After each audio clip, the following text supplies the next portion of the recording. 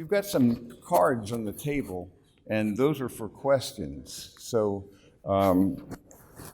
when we have the Q&A or the interaction time, we want you to write your questions down, so that that'll be the kind of little protocol we're going to have. We're back to Ruth. As you know, we alternate Old and New Testament.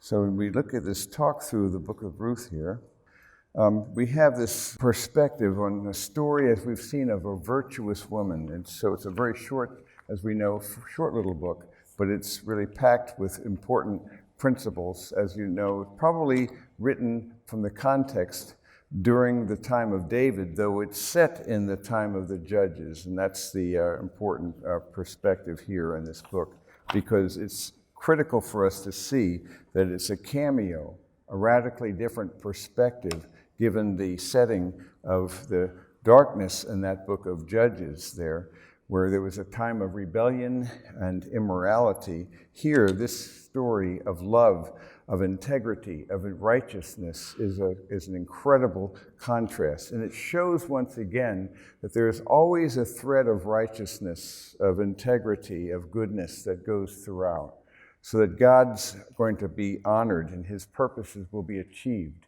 And in spite of the fact that it seems that everything has fallen apart, it reveals again that his purposes will not be defeated even by the evil of human engineering and the folly of what seems to prevail in many, many times, as well it seems in our own time, namely that every man did what?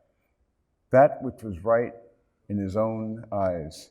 Seems to me that's a great description of our own condition now in the context of postmodernity, where essentially that's what it comes down to. There's a loss of a moral absolute. There's a loss of a basic tradition of anything that's external to oneself, a traditional righteousness or moral code.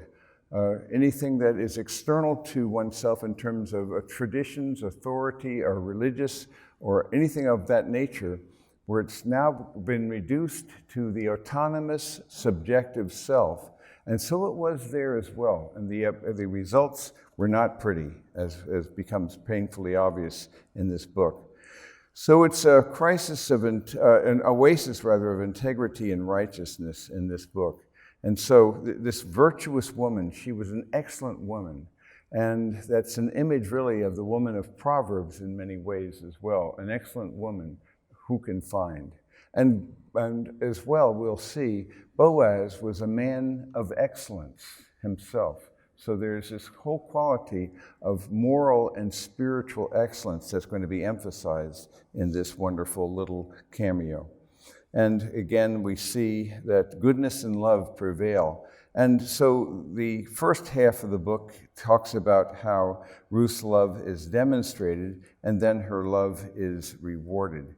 So the story began, as just a summary again for you, with a famine in Israel, which was a sign, by the way, the very famine itself is a sign of Israel's disobedience and apostasy, because Deuteronomy 28-30 basically said that would be a consequence of the cursings for disobedience. In a theocratic covenant nation, then the failure for the crops would be as a consequence of their failure of obedience, you see. And so even though Bethlehem was the house of bread, ironically, it was a place where there was a famine. So an Israelite we saw named Elimelech, which means my God is king, is in a desperate act, moves from Bethlehem, the house of bread, and he moves to Moab. And then, although he seeks life in that land, instead his two sons, named Mahlon, which means sick, and Kilian, which means pining, only find death. It's almost like a symbolic, like an allegory.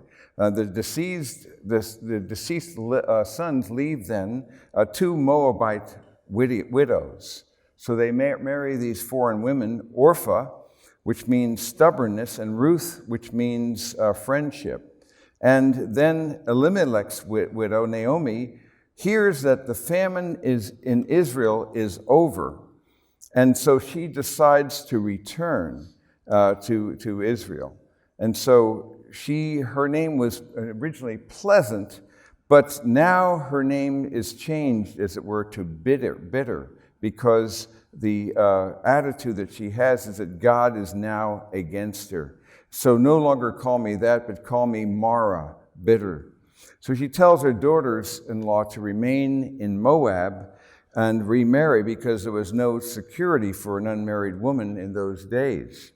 But actually, Orpah chooses to leave Naomi, and as we know in the story, she's never mentioned again. But Ruth, on the other hand, then she stays with her, and she is the one then who is going to be the focal point of our story continuing forward.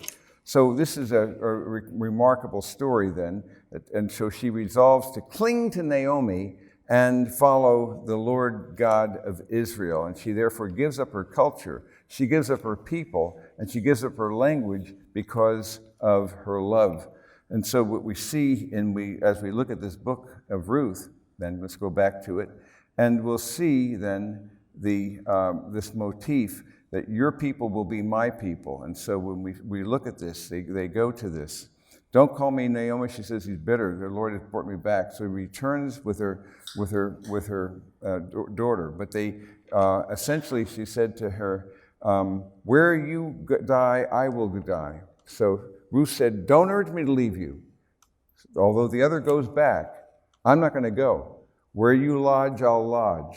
Your people will be my people, your God, my God. Where you die, I will die, and there I will be buried. Thus, she says, may the Lord do to me, and worse, if anything but death parts you and me. And I have to be honest with you, I do not know where she got this. It's difficult for me to see this because it would appear to me that it's not something she picked up from a woman who would then become bitter against God. You see, so there's something about the grace of God that was working in this woman's life that transcended the circumstances. And so it is in all of our lives, you see, that you have to go beyond the circumstances and begin to see the work of God in your life. And you begin to see as well as you are open to the possibility that God is really good and that he has your best interests at heart. And that you begin to see that he's behind the scenes and can do things that you actually would not otherwise imagine. So this is really a mindset then we have to have as we return to this book. And then we see at the end of the book that Ruth's love is rewarded. So she then, we see in this story that where we are then, that Ruth and Boaz becomes the focus of the story. So Ruth cares for Naomi, and then Boaz cares for Ruth. So this the turning around, and then the birth of a family, which will lead ultimately to the messianic line, because this woman, as we see, is actually a figure in the line of David, and so in the line of Messiah himself.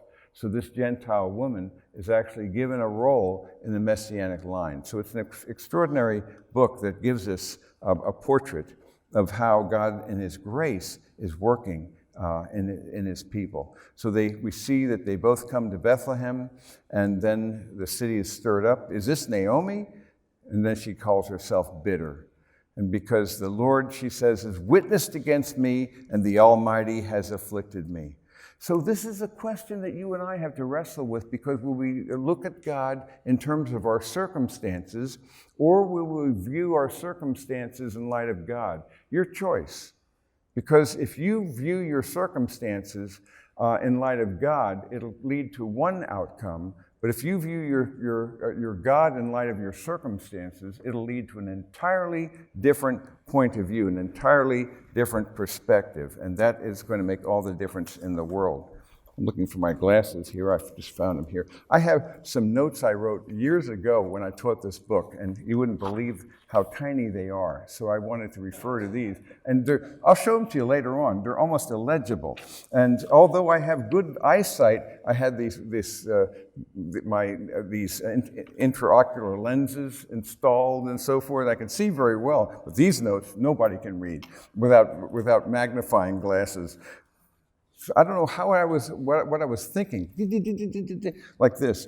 But Ruth's love is rewarded, and so she gleans in Boaz's field. And so in the second scene, as we saw in our last time a couple weeks ago, this kinsman. And so this idea of a kinsman redeemer and this idea of a goel, which is the Hebrew word for one who would be a redeemer of the people. He had to be a near relative, so he had to be nearly connected, or a close relative. He had to be willing to redeem, and he had to be able to redeem. He had to be free himself. And so he met the qualifications for being a kinsman. And so in a very real sense, as we saw already, that it's a portrait of Christ himself, because Jesus is our kinsman redeemer. So this is really a messianic portrait in this wonderful book, because he became our kinsman. And how did he do so? By taking humanity into himself. And so the one who created the stars, the galaxies, and all things now enters into his own creation. I was teaching on Sunday morning. I was doing a series, I just completed it, on science, faith, and reason. And it's intriguing to me because I was looking at four fundamental features of the world that really science is now showing that are very consistent with Christian theology, with the whole idea of a biblical view of Christian theism. And those four features of the world is the evidence for the universe's beginning, number one, that it had a beginning. Didn't always exist, so it has to explain. It can't explain itself. Number two, not only the evidence for the universe's beginning, a finite time ago, but secondly, the fine-tuning of the cosmos. It's a Goldilocks universe, and it's so precisely tuned that it couldn't be accidental. In fact, it makes it so, the chances, the probabilities are so extraordinary that people now plump for multiverse theory because it seems we won the cosmic lottery. So their only way around it then is to postulate an infinite number of universes. Now who's living by faith? Because they're actually postulating things that go against all evidence. Third, we have the evidence for the impossibility of the beginning of the first cell.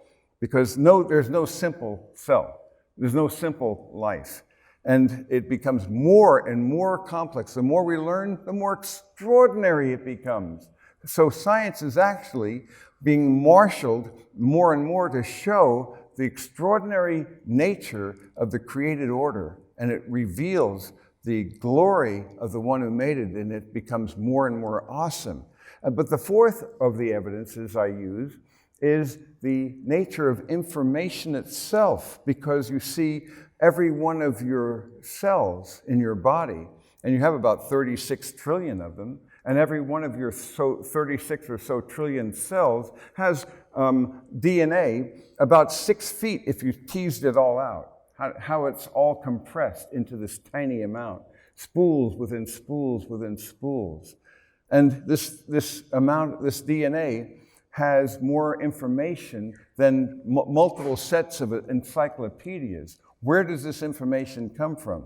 But the most amazing thing about information is the realization that it transcends matter and energy. It's a recent understanding that it's more ultimate than matter and energy. I'm having this conversation with you right now.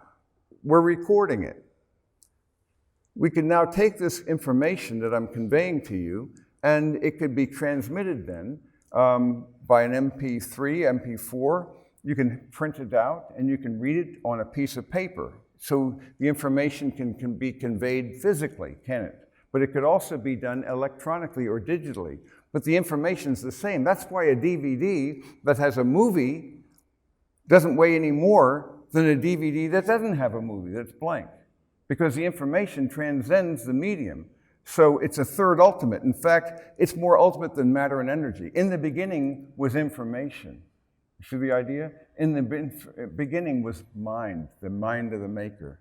And so this whole idea then is this one who made all things is the one who entered into the fray of his creation. So he chooses to become our near kinsman, the one who holds the cosmos together. All things visible and invisible, now becomes one of us. So he experiences the entirety of the human condition, including what it would be like to die. because he came not to live, but to give his life as a ransom for others. So he came to die so that his death would be then the death of death, and his death would become the basis for our life. This is what it means for him to be a kinsman redeemer, for him then to redeem us because we could not redeem ourselves. He pays a price to make it possible. In this case, as a near redeemer, the land that was owned, that was formerly by Naomi's husband, had actually been sold. And the only way it would go back would be in the year of Jubilee, though that was normally not even honored then.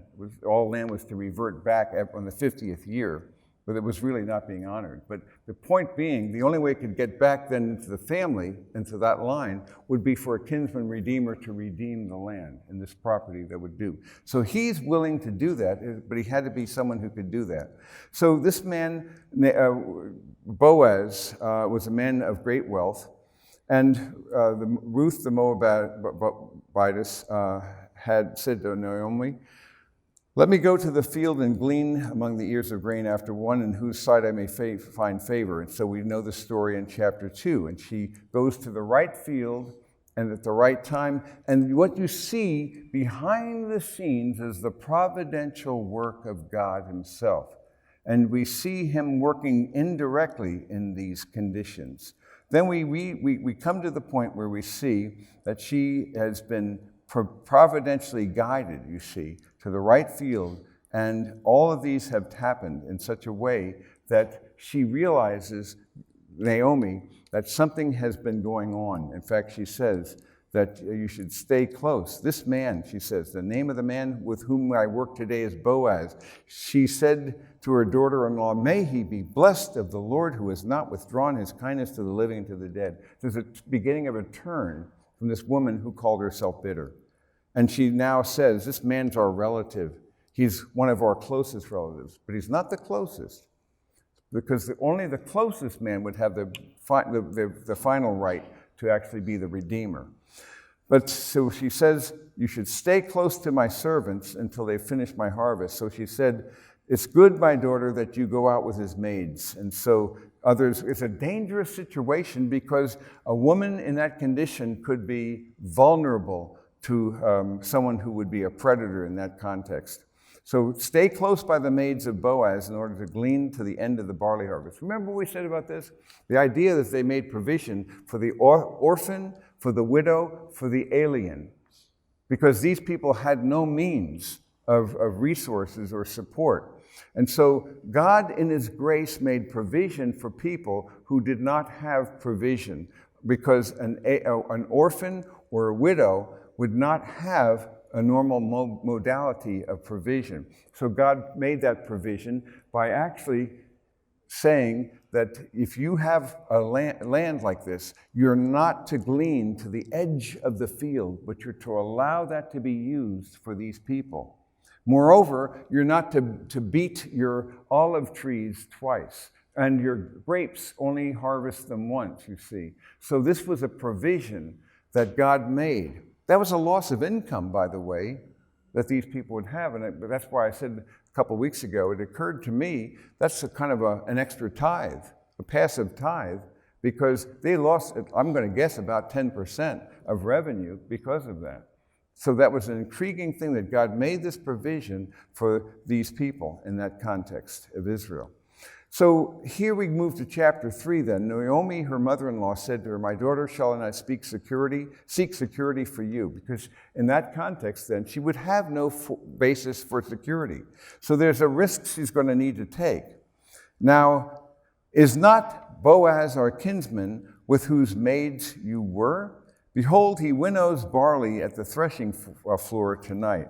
And so this is an intriguing concept because winnowing was something that was done at the usually between 4 and 7 p.m. There was a kind of a wind that often would occur, and it would be in this wind that they would actually raise and throw up the barley, and then the husks would be blown off. And that's the way they would purify the barley, you see. The winnowing then, what would drop down then would be actually cleaned up from the husks. So now I'm going to put on my glasses so I can read some of my notes that I wrote many, many years ago. That I don't know how I could read them then. I must have had an amazing vision. But so she decides, wash yourself therefore, she tells her, and anoint yourself and put on your best clothes, you see. She puts on her best perfume too, you see, as well, Midnight in Moab or something. She made it, so she makes it, that's an old joke from, I think it was J. Vernon McGee came up with that. And she dresses herself up, does her best, and it's a kind of a human responsibility thing, you see, as far as you can go. And she takes her best articles, and then she finishes, when he's finished eating and drinking, and so when he lies down, to wait until he's in a receptive modality, wait until he's cheerful. This is a great time because the barley harvest now is done. And it's a great time for them to now rejoice. The harvest has been completed. Now they celebrate. They've been eating and drinking. When he lies down, notice the place where he lies, and you'll go and uncover his feet and lie down. Now that sounds really strange, doesn't it? This idea. What do you mean uncover his feet when he lies down? Then he'll tell you what you need to do. Now there is actually something more to it than that, because to uncover his feet and to show grace to him, you go to Ezekiel chapter 16, for example, for more background to this understanding here. And there's a metaphor in Ezekiel 16 of God doing something for his own people. And in 16, particularly beginning with verse 8, I passed by and I saw you, and behold, you were at the time for love, and I spread my skirt over you and covered your nakedness. I swore to you, and you entered into a covenant with you, and you became mine, declared the Lord God. Then I bathed you with water, washed off your blood from you, and anointed you with oil. I anointed you with embroidered cloth and put sandals and porpoise skin on your feet. I wrapped you with fine linen and covered you with silk. I adorned you with ornaments. I put bracelets on your hands and necklace around your neck. I put a ring in your nostril, earrings in your ears, and a beautiful crown on your head. You were adorned with gold and silver. Your dress was of fine silk and embroidered oil. No, this is an image of God taking his people, and they were in desperate straits, and I gave you greatness and elegance. But sadly, though, it goes on to say how they used all of that and reduced themselves to prostitution. They prostituted themselves after and pursued other gods. But the metaphor here is important. Spreading your covering is like a marriage proposal. It's like symbolic of that kind of idea. So going back to Ruth then, what we see is the metaphor of covering the feet then would be as a close relative. So effectively, it's kind of like a symbolic thing. And in the Arabic word then, there's evidence also of a similar custom where one who spread a skirt over a widow would take over responsibilities and the rights of the previous husband as part of what would be a symbolic act that would be gone. So family ties were closer in the ancient world, and responsibilities in that culture were significantly greater as well. So this is a component of that. And so Ruth is taken on this outlook, this redeemed outlook of the Israelites, and she's concerned for her mother-in-law, not just for herself, and this is an important thing that he observes as well. She's concerned for the best interests of her mother-in-law and for the people. This identification, again, I don't know where it comes from, but it's a selfless thing because she's concerned about this. And that's why he says to her, "May you be blessed of the Lord," when he sees this in his response. "You've shown your last kindness to be better than the first by not going after young men, whether poor or rich." The implication we get from the text is he's probably about 20 years older than she is. That's just one would guess. And he could have gone after a younger man. "Now, my daughter, do not fear. I will do for you whatever you ask, for all my people in the city know that you are a woman of excellence." And again, a woman of excellence who What would she be like? But if you go back to Boaz, he was also a man of excellence, you see. So what you have really here are two people of excellence. And we see man of virtue, a woman of virtue, and he too was a man of virtue. What's interesting here then is that they're there in this, at night here, in the sack in midnight, and yet they're two excellent people. So the appearances can be deceiving. You have to be watched out for. But the idea here is that what you see is a context in which there's virtue that's being displayed and manifest between these two people. And so the concept here is that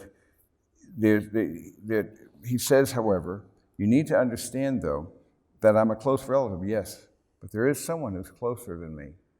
And so you need to remain this night. When morning comes, if he redeems you, good. He could have been tempted at this point to bypass that and to take matters in his own hand. Many times we will be tempted, and you know you will be, to do the right thing, but in the wrong way, you see. So you're going to try to take matters in your own hand. And this is where God will sometimes test us, because we know this is an outcome that I think he's calling us to do, but we need to leave it in his hands rather than to manipulate the process. Instead, you have to be obedient to him and not bypass the process of obedience. That's why he says, honor him. If he will redeem you, good, let him redeem you. If he doesn't wish to redeem you, then I will redeem you. As the Lord lives, lie down until morning. So this is really a very important principle as I see it. I don't think that she was able to sleep that night. So she lay at his feet until morning and rose before one could recognize another, because again, this is the whole idea of honoring the reputation of this woman. That's why he said as well, let it not be known that the woman came to the threshing floor. And again, give me the cloak that is on you, and so hold it. And so he measured 6 measures of barley and laid it on her, and then she went into the city. She came to her mother-in-law and said, how did it go, my daughter? And she told her all that the man had done for her. These 6 measures of barley he gave to me, for he said, do not go to your mother-in-law empty-handed. Now, it's an interesting image, because in chapter 1 at the end, he says, God sent me out here, but I've come back empty-handed. So now there's a change, and he's now seeing that she sees that the daughter is not empty-handed. And so she says, wait, my daughter, until you know how the matter turns out. The man will not rest until he has settled it today. So the outcome is in God's hands, but at the same time, though, there's a whole mindset here that we didn't see before, a radical and very clear sense of hope, a sense of purpose, a sense of possibility. So this is what we see here, how God is working behind the scenes. And one of the interesting things that we see here is God working indirectly. In fact, only in chapter 1, verse 4, and then over here, do we see God's direct work. Take a look at chapter 1, verse 4 again. And it tells us there that in chapter 1, verse 4, 1:6, it says, the Lord had visited his people in giving them food. That's the one place where it mentions God's direct dealing with the people. And then also in chapter 4 and verse 13, we see it the second time where it mentions God's work among his people more directly. So it says, the Lord enabled her to conceive, and she gave birth to a son. So other than that, what you see is God's work actually being done more indirectly than that. And so what we see instead, he's working behind the scenes. He plays a part in every human story. And that's what I want you to see in your story as well. That God plays a role, he plays a part in your story and in my story. He's at work in all these things. And this is very critical for us to see. That in this relationship then, we see that he works in multiple ways. So there's ways in which we can see that she comes to know them. Ruth comes to know him, and Naomi comes to know his ways. So she comes to know him by his providential grace. God draws him to her to him, and she comes to know him. And our call is to know him and to know his ways. And Naomi comes to know that God's not out to get her. And there's a process going on there. And he also brings them to know as well, to learn to act like him, to become like him. And so this whole process then is to become like him. The goal is to become like Christ, become full of grace and truth. And so goodness becomes a major theme. And so behind the scenes, we can see God working in our lives and producing a quality of goodness that we are called to have. Behind the scenes, he's always at work, and there's constantly changes in our fortunes and our stories. Let's consider the story of Joseph. There's constantly switches, it would seem, of good, and then it seems to be an ill, but then back to good. But overall, in spite of these ups and downs, there's one who's behind the scenes, and we have to trust in him. And so in this process, then, we learn to entrust ourselves to the grace of the living one who calls us to pursue him. When we think about excellence, by the way, I think of excellence in terms of these 5 spheres, and we've talked about these before, but it's worth remembering them. I've come to identify these 5 spheres of excellence. The first sphere being spiritual excellence, you see, because usually when we talk about excellence, we're talking about functional excellence. But a lot of men can be functional excellence, but be relational failures. So they can be excellent at their business, but not excellent in other areas of their life. It seems to me that the best way to look at excellence is an inside-out approach to excellence. And that inside-out, it seems to me, the deepest part of you is the spiritual.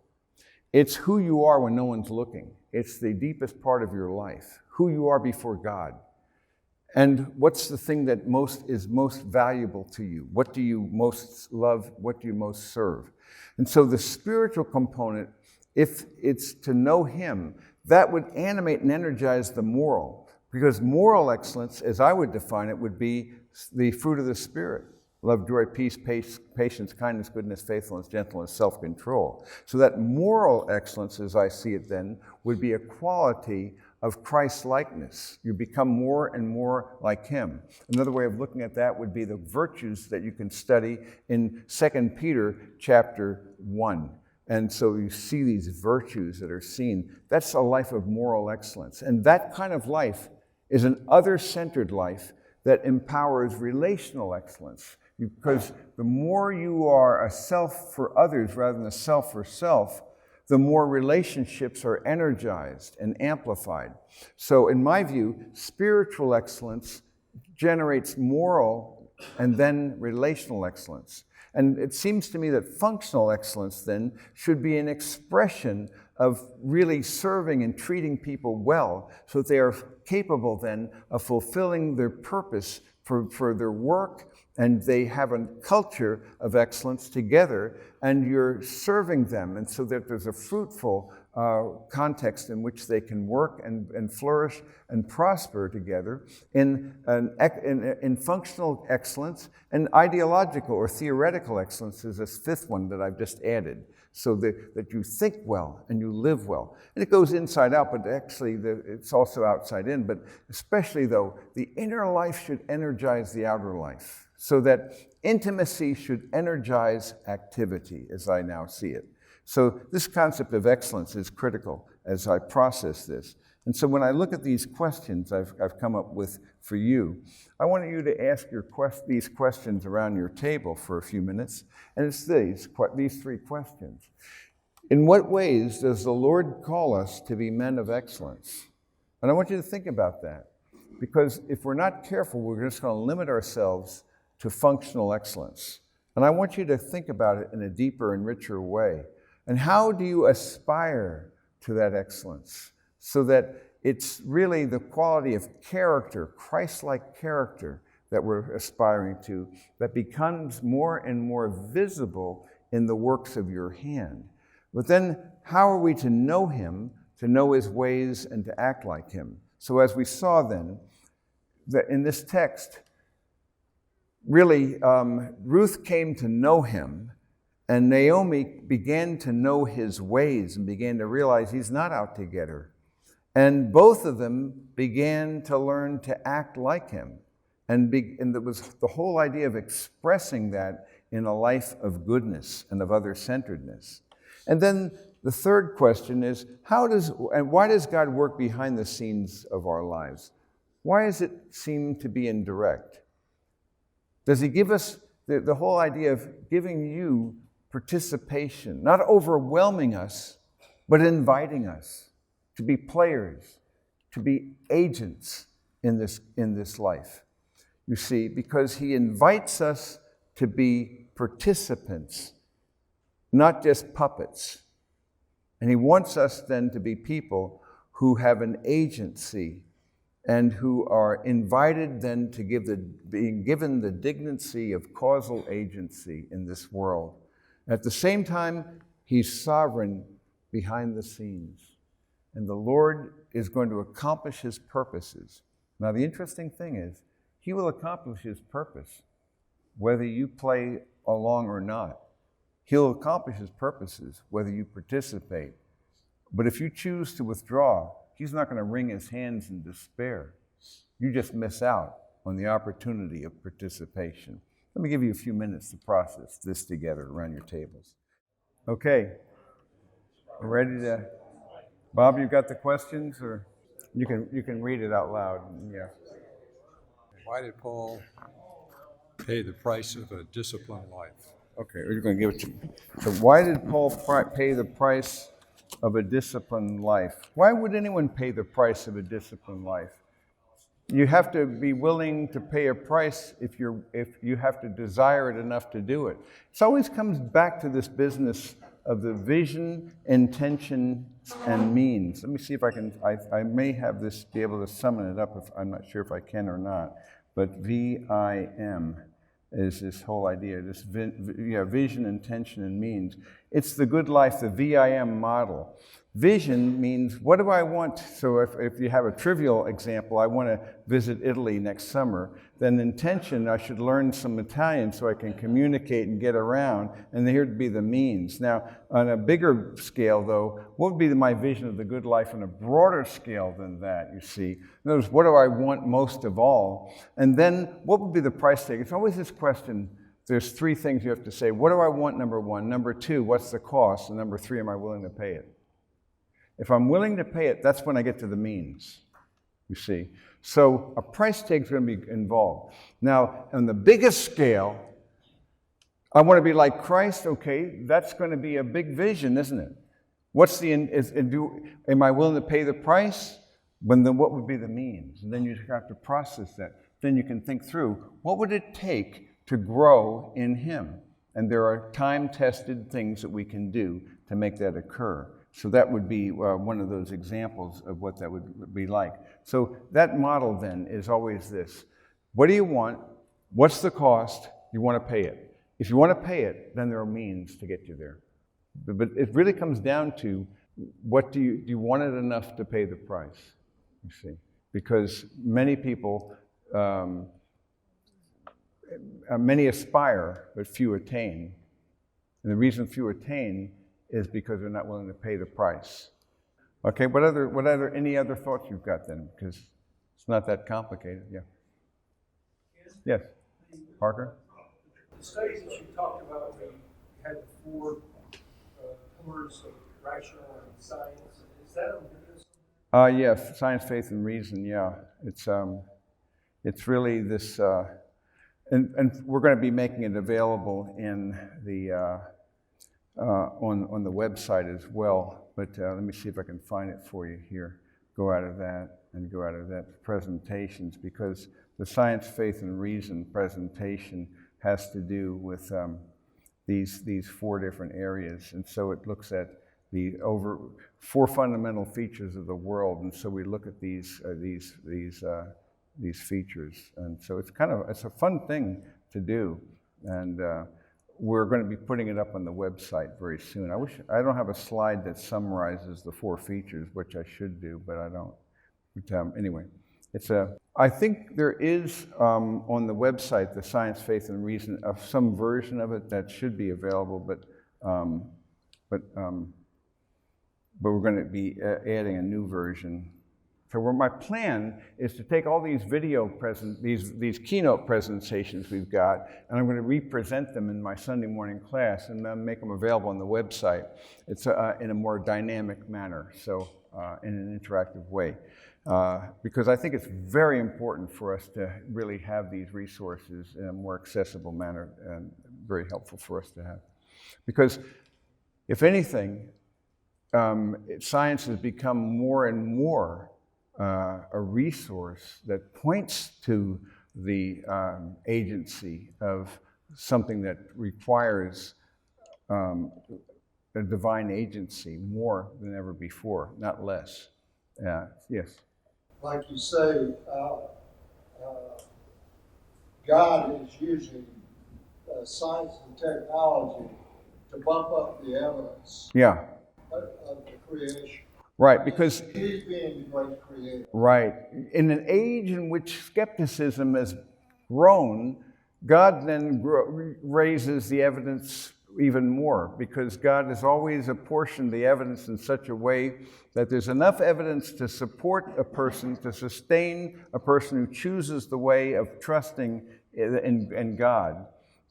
So to satisfy the mind of a person who does believe, but there's also just enough ambiguity to enable a person who chooses to reject it to rationalize his disbelief, so that a person's not forced into one or the other. Well, what happens when disbelief, as it now is, has become the default mode, as it has become in the last 100 years? Well, God bumps up the evidence, and he's ironically using, of all things, science to do it. So I think it's terrific to watch, especially in the last 40 or 50 years. Well, I think we're out of time, yeah.